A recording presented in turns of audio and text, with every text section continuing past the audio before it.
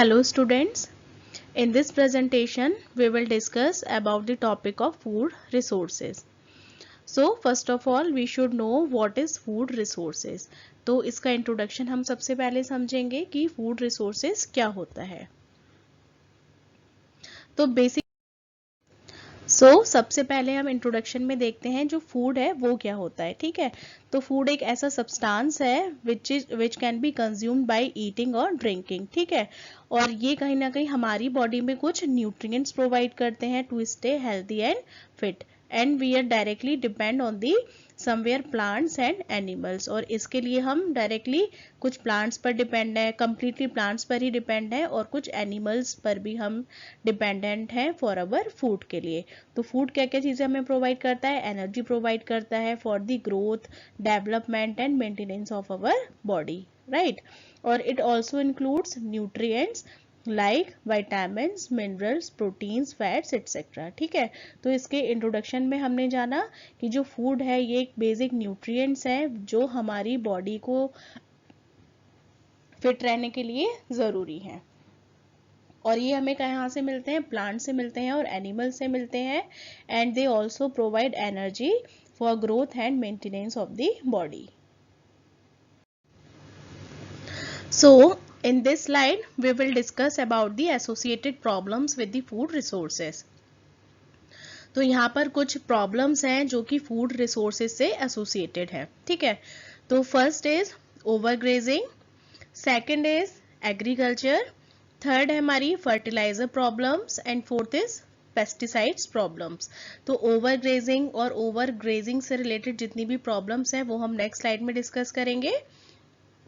Agriculture भी एक main problem है जो कि हमारे फूड रिसोर्स से रिलेटेड है, क्योंकि अब एग्रीकल्चर को बढ़ाने के लिए, क्रॉप्स को उगाने के लिए या ज़्यादा से ज़्यादा वेजिटेशंस और फ्रूट्स को उगाने के लिए हम अब हर चीज़ में क्या यूज़ करने लगे हैं? फर्टिलाइजर्स यूज़ करने लगे हैं या पेस्टिसाइड यूज़ करने लगे हैं. ठीक है, तो उससे क्या हो रहा है? कहीं ना कहीं हमारी जो एग्रीकल्चर है उस पर एक बैड इफेक्ट आ रहा है. ठीक है, तो फर्टिलाइजर्स जो है वो बहुत ज़्यादा हमारे लिए हार्मफुल होते हैं क्योंकि उसमें फॉस्फोरस होता है या नाइट्रोजन होता है जो कि हमारी हेल्थ के लिए बहुत हार्मफुल है. ठीक है, ऐसे ही पेस्टिसाइड्स के साथ भी सेम प्रॉब्लम है. तो ये सारी प्रॉब्लम्स हैं that are related with the food resources. Now we will discuss about the overgrazing and changes caused by the overgrazing. तो ओवरग्रेजिंग का मतलब होता है चरना. ठीक है, ग्रेजिंग मतलब चरना और ओवरग्रेजिंग मतलब उसका अत्यधिक हो जाना. तो किसी भी चीज़ का अत्यधिक हो जाना यानी कि अति हो जाना हमारे लिए या किसी भी चीज़ के लिए वो खराबी होती है. ठीक है, तो जो ओवरग्रेजिंग है उससे क्या क्या प्रॉब्लम्स आ रही हैं, क्या क्या चेंजेस हो रहे हैं बाय ओवरग्रेजिंग, वो यहाँ पर हम डिस्कस करेंगे. तो फर्स्ट है हमारी वाटर क्वालिटी. तो जो वेजिटेशन है या ओवरग्रेजिंग है तो कहीं ना कहीं उससे क्या हो रहा है? हमारी सॉइल पर एक बैड इफेक्ट पड़ रहा है. ठीक है, सॉइल पर बैड इफेक्ट पड़ रहा है तो कहीं ना कहीं वाटर की क्वालिटी पर भी हमारा बैड इफेक्ट आ रहा है. तो उससे क्या हो रहा है? जो वाटर की क्वालिटी है वो खराब हो रही है और वाटर पॉल्यूशन भी इससे इंक्रीज हो रहा है. ठीक है, तो क्या होता है? कभी कभी इस प्रोसेस में एक यूट्रोफिकेशन एक प्रॉब्लम हो जाती है जिसमें जो न्यूट्रिएंट्स है उनका एक्सेस हो जाता है. ठीक है, और उससे जो हमारी एग्रीकल्चर है उस पर एक बुरा असर आता है. तो ये वाटर की क्वालिटी ख़राब होने से एक तो वाटर है वो इफेक्टेड होता है, या वाटर में रहने वाली जो एक्वेटिक लाइफ है या जो मरीन लाइफ है, जो ऐसे क्रिएचर्स हैं जो वाटर में ही रहते हैं, वाटर लिविंग बॉडीज़ हैं, वो कहीं ना कहीं से बहुत इफेक्ट हो रही हैं. राइट, अब सेकेंड पॉइंट है हमारा सॉइल इरोजन.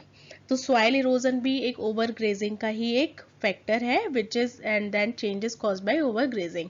तो जो सॉइल है यानी कि सॉइल अपनी जगह से दूसरी जगह हट जाना, सॉइल का अपनी जगह से हट जाना कहता है सॉइल इरोजन.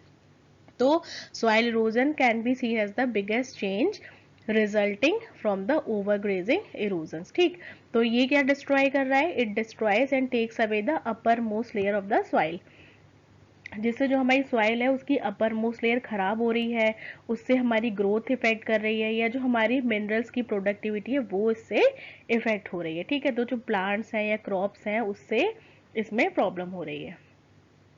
थर्ड इज हमारा हर्ड हेल्थ. ठीक है, तो जो हर्ड हेल्थ है यानी कि एक negative impact on the health.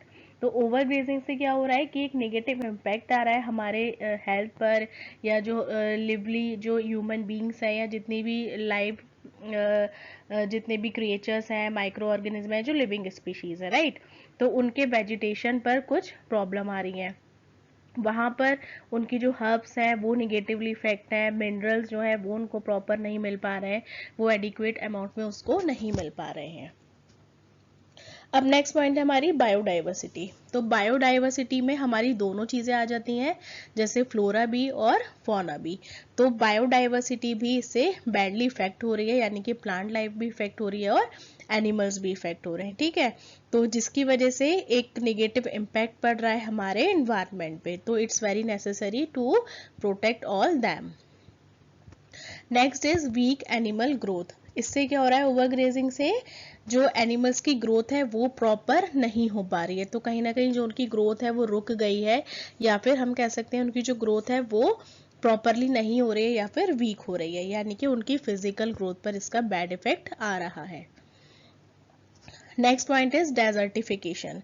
तो जो डेजर्टिफिकेशन है ये बेसिकली एक फिनोमेना है which degrades land in the arid, semi arid और बाय सब ह्यूमिड एरियाज, यानी कि जहाँ पे जिसे आप कह सकते हैं शुष्क, जो मतलब वैसी जगह हो जाती है थोड़ी सूखी सी हो जाती है, उसको कहते हैं arid regions, semi arid regions और कुछ ड्राई ह्यूमिड रीजन। ह्यूमिड मतलब जहाँ पर थोड़ी सी नमी बनी रहती है, तो यहाँ पे उनकी बात हो रही है।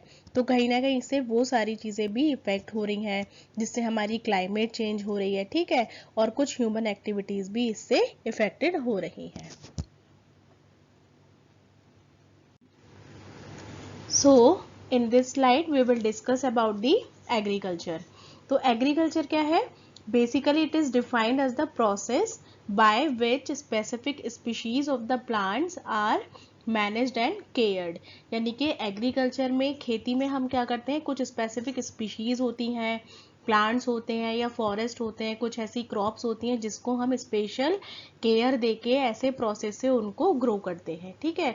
तो ज़्यादा से ज़्यादा उसका मैक्सिमम हमारा प्रोडक्शन हो सके, जितना हम उसको कंज्यूम कर रहे हैं उतना हम मैनेज कर सके, उतना प्रोडक्ट कर सके, तो उसको इंक्रीज करने के लिए हम कुछ चीज़ों का इस्तेमाल करते हैं to enhance the agriculture and their production, ठीक है, क्योंकि हमारी पॉपुलेशन भी बहुत ज़्यादा इंक्रीज हो रही है वर्ल्ड में, ठीक है, तो कहीं ना कहीं उस प्रोडक्शन को हमें इंक्रीज करके रखना है। तो अब यहाँ पे हम पढ़ेंगे कि कुछ चेंजेस हैं that are caused by the agriculture, ठीक। तो एग्रीकल्चर को तो हमने कहीं ना कहीं इम्प्रूव किया, उसके कंजप्शन को भी इंक्रीज किया, लेकिन उससे क्या हो रहा है, कुछ चेंजेस भी आ रहे हैं एग्रीकल्चर में। तो उसके कुछ इफेक्ट्स हैं, जैसे फर्स्ट है हमारा एयर पोल्यूशन, सेकंड है हमारा वाटर पोल्यूशन।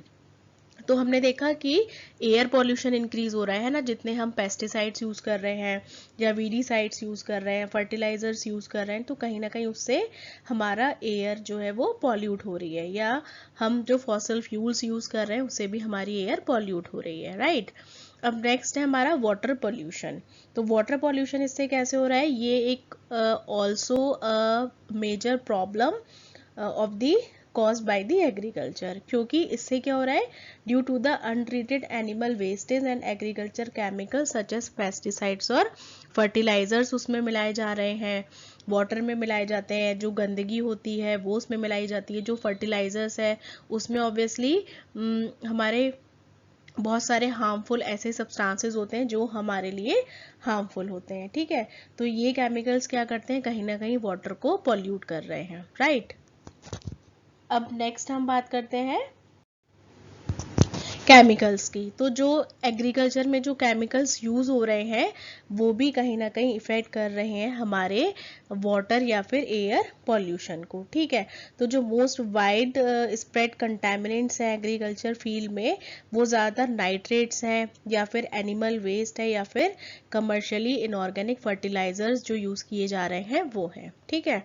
अब नेक्स्ट पॉइंट है इसमें ट्रेडिशनल फार्म्स आर रिप्लेस्ड। तो जो हमारे ट्रेडिशनल फार्म्स हैं या जो फैमिली फार्म्स हैं उनको हमने किस में कन्वर्ट किया है, कमर्शियली फार्म्स में हमने उसको कन्वर्ट कर दिया है, या फिर एक मॉडर्न एग्रीकल्चर प्रैक्टिस में हम उसको लेकर आए हैं, जिनकी वजह से जो डेवलपिंग कंट्रीज हैं वहाँ के लिवली स्टॉक फैक्ट्रीज कहीं ना कहीं इफेक्ट कर रही हैं, काउज हैं, कैटल्स है, हॉग है, या फिर पोल्ट्री, इन सब चीज़ों से इफेक्ट हो रही है। ठीक है, अब नेक्स्ट पॉइंट है हमारा livestock factories.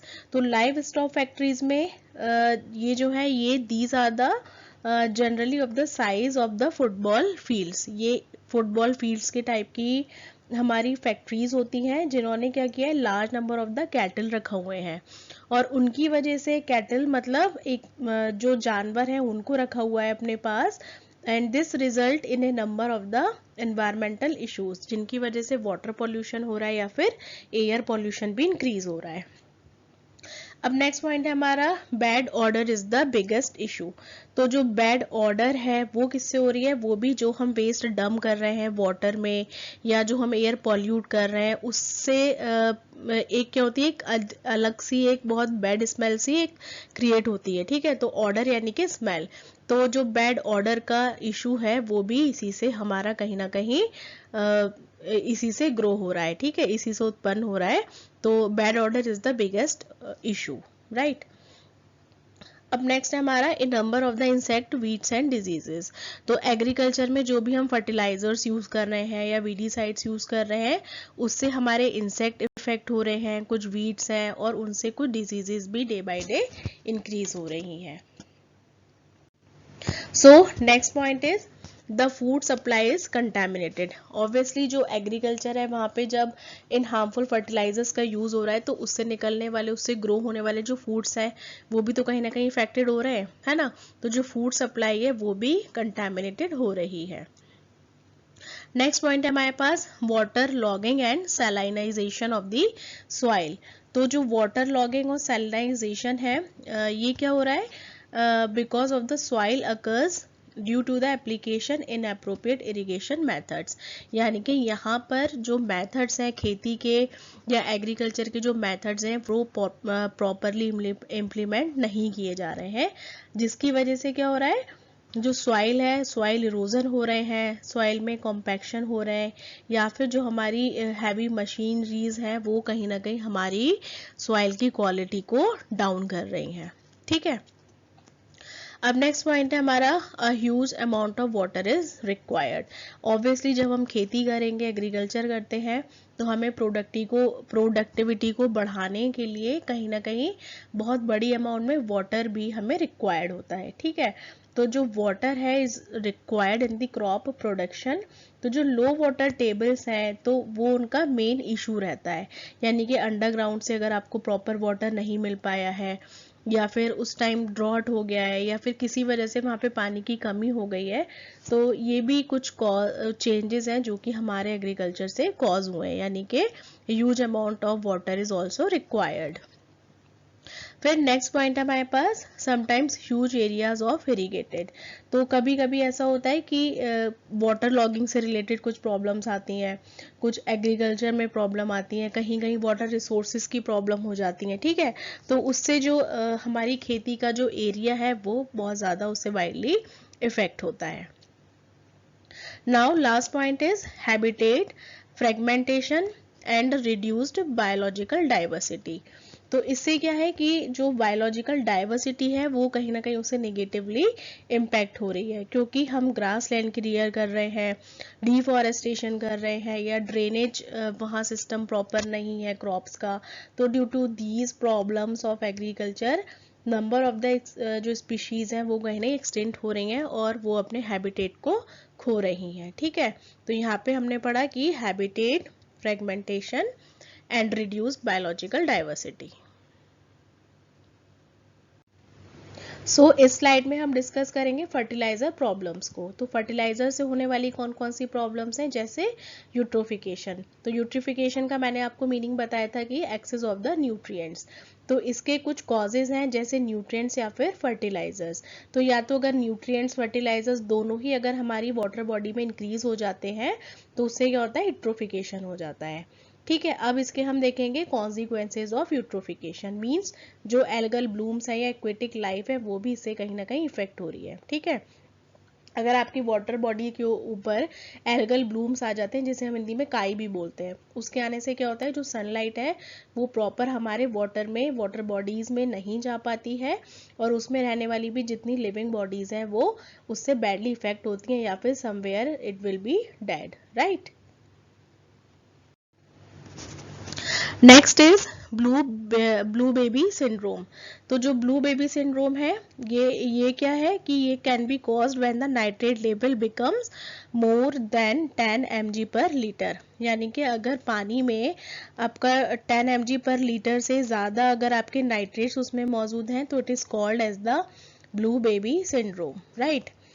Next is soil acidification. तो सॉइल एसिडिफिकेशन में क्या होगा, इसमें भी नाइट्रोजन का एक्यूमुलेशन ज़्यादा हो जाता है, या कहीं ना कहीं जो हमारे ऑर्गेनिक मैटर है या इनऑर्गेनिक मैटर है they will increase in the water bodies.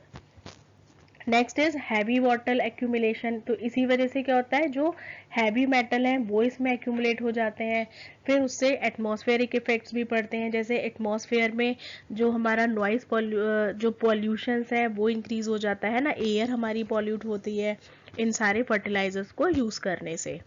Next है हमारा इनहेंस्ड पेस्ट हेल्थ, और कहीं ना कहीं हम क्या करते हैं कि ग्रोथ को बढ़ाने के लिए, यानी कि पेस्ट की ग्रोथ को बढ़ाने के लिए हम इन सब चीज़ों का, फर्टिलाइजर्स का यूज़ करते हैं, लेकिन उससे प्रोडक्टिविटी तो इंक्रीज हो रही है, लेकिन कहीं ना कहीं उससे हमारी हेल्थ पर एक बैड इफेक्ट आ जाता है, राइट।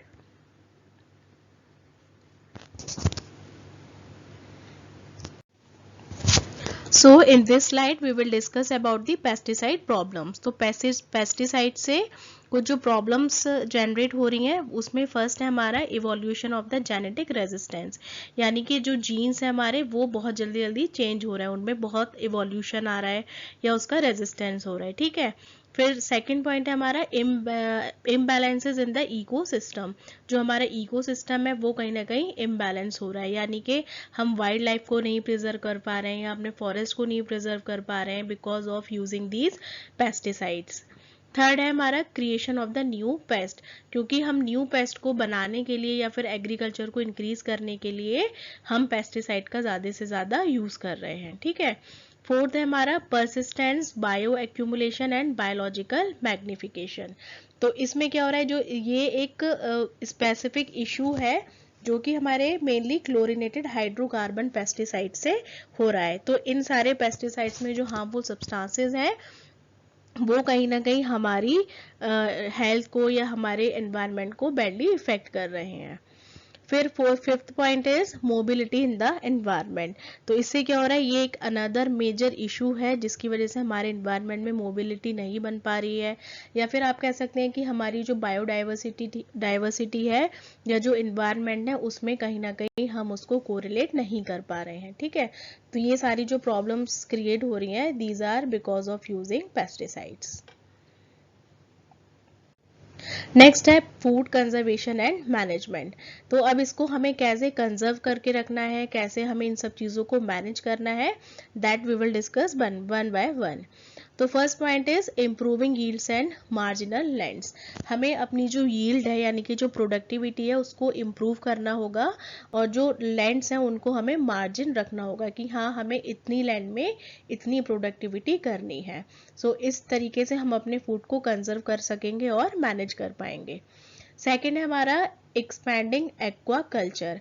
अगर हम एक्वा कल्चर को एक्सपैंड करते हैं उससे भी हम अपने एग्रीकल्चर को इम्प्रूव कर सकते हैं। ठीक है, थर्ड पॉइंट है हमारा रेडिस्कवरिंग फॉरगॉटन फूड्स, यानी कि जो पेस्टिसाइड्स हैं वो कहीं ना कहीं कल्टीवेशन हो रहा है उससे ट्रेडिशनल जो फूड क्रॉप्स हैं वो सस्टेनेबल एक आइडिया है for the achieving of the food security. जैसे कुछ एग्जाम्पल्स हैं, हम अपनी फूड को या क्रॉप्स को हम इससे प्रिजर्व करके रख सकते हैं। ठीक है, तो इसको हमें रीडिस्कवरिंग करनी है और अपने फॉरगेटन फूड्स को हमें प्रॉपर वापस से उसको इम्प्रूव करना है और उनकी प्रोडक्टिविटी को इंक्रीज करना है। फोर्थ है हमारा इंक्रीजिंग यील्ड। हम यील्ड को कैसे इंक्रीज करें, एक तरफ हम फर्टिलाइजर्स तो यूज कर रहे हैं, पेस्टिसाइड्स का यूज कर रहे हैं, लेकिन कहीं ना कहीं उसकी प्रोडक्टिविटी को इंक्रीज करने के लिए हमने बहुत सारे फर्टिलाइजर्स का यूज़ किया है, जिसमें कुछ हार्मफुल सब्सटेंसेस भी हैं, जैसे नाइट्रोजन है या फिर अदर फॉस्फोरस है। ये कहीं ना कहीं हमें बैडली इफेक्ट करते हैं, राइट। नेक्स्ट है हमारा एम्पावरिंग वुमेन फार्मर्स। अगर हम वुमेन फार्मर्स को एम्पावर करें, उनको एंसिस्ट करें, और तो उससे हम क्या कर सकते हैं, वुमेन फार्मर्स को एम्पावर भी कर रहे हैं एक तरीके से। हम उनको उस बेसिस पर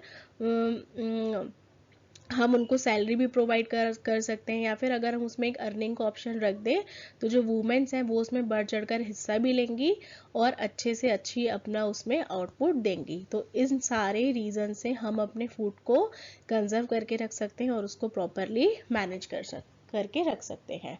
तो इस पूरी स्लाइड में या फिर पूरी प्रेजेंटेशन में हमने जाना कि फूड के क्या क्या सोर्सेज हैं, कैसे हमें उसको प्रिजर्व करना है, क्या टाइप्स हैं, क्या उसके इफ़ेक्ट्स हैं, ठीक है। तो this all about this presentation, and thank you for listening this presentation.